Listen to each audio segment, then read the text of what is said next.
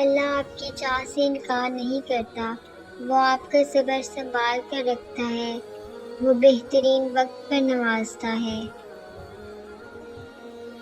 جو نصیب میں نہیں اسی کے لیے دعا کی جاتی ہے، اور جن کے لیے دعائیں کی جاتی ہیں وہی تمہارا نصیب ہے۔ جس چیز کے ذریعے اللہ تمہارا امتحان لیتا ہے، آخر میں وہ اسی چیز کو بہتر بنا کر تمہارے لیے صلہ لکھ دیتا ہے۔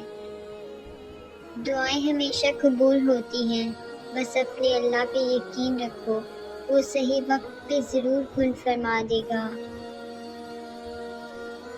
جو نصیب میں نہ ہو اس سے تڑپتی دعائیں مقدر میں لے آتی ہیں۔ ہمت مت ہارنا، ممکن ہے بہت جلد وہ تمہیں نوازنے والا ہو۔ اللہ تمہیں بہت جلد وہ عطا کرے گا جس کی تم چاہت رکھتے ہو۔ دعا مانگ کر بھی ڈرتے رہو گے تو لگے گا کہ قبولیت کا یقین نہیں ہے۔ یقین رکھو وہ کن ضرور کہے گا۔ یاد رکھو اللہ سے تمہارا درد چھپا ہوا نہیں ہے، کیا پتہ اب جلد ہی اس کا کن ہونے والا ہو۔ تم چاہ بھی نہیں سکتے اگر اللہ نہ چاہے، وہ چاہتا ہے تب ہی تو تمہارے لب سے دعا جاری ہوتی ہے۔ اللہ جانتا ہے تم انتظار کر رہے ہو، وہ بہت جلد تمہارے انتظار کو موضوع میں بدل دے گا، بس تم یقین سے دعا کرتے رہو۔ ایک دن آپ مسکراتے ہوئے بتا رہے ہوں گے کہ اللہ نے آپ کی دعا قبول کر لی ہے، اور اس دن آپ سمجھ جائیں گے صبر کا پھل کتنا میٹھا ہوتا ہے اور اللہ پہ توکل کرنے کا اجر کیسا ہوتا ہے۔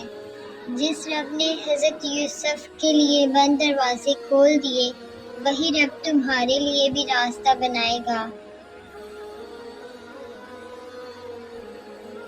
بہت سے دل تجھ سے امید لگائے بیٹھے ہیں، اللہ پاک ان دلوں کو سکون عطا فرما، آمین۔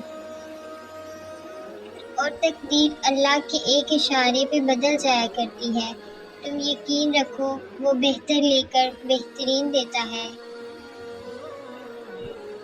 ہر وقت اللہ سے دعا مانگتے رہا کرو، کیا پتہ کون سا لمحہ قبولیت کا ہو، اللہ ہماری دعا قبول کر لے۔ جس چیز کے ذریعے اللہ تمہارا امتحان لیتا ہے، اختتام میں وہی چیز کو بہتر بنا کر تمہارے نصیب میں لکھ دیتا ہے۔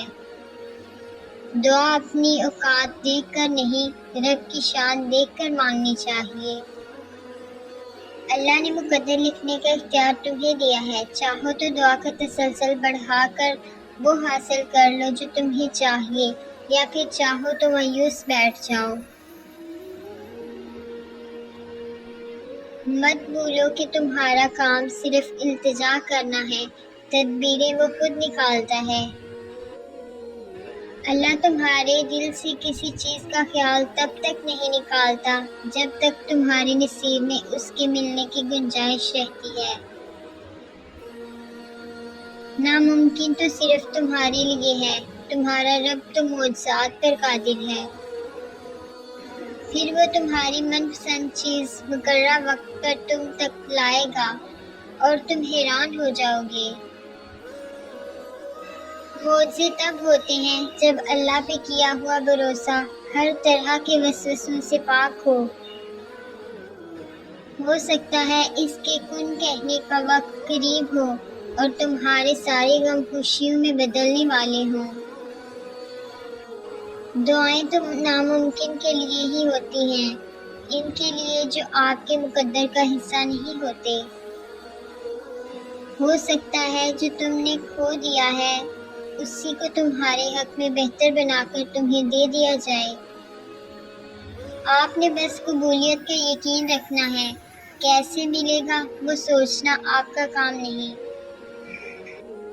اور پھر معجزہ بھی ان کے لیے ہوتا ہے جو اللہ پاک سے سچے دل سے اور پورے یقین سے مانگتے ہیں کہ وہی دے گا اور صرف وہی دے سکتا ہے۔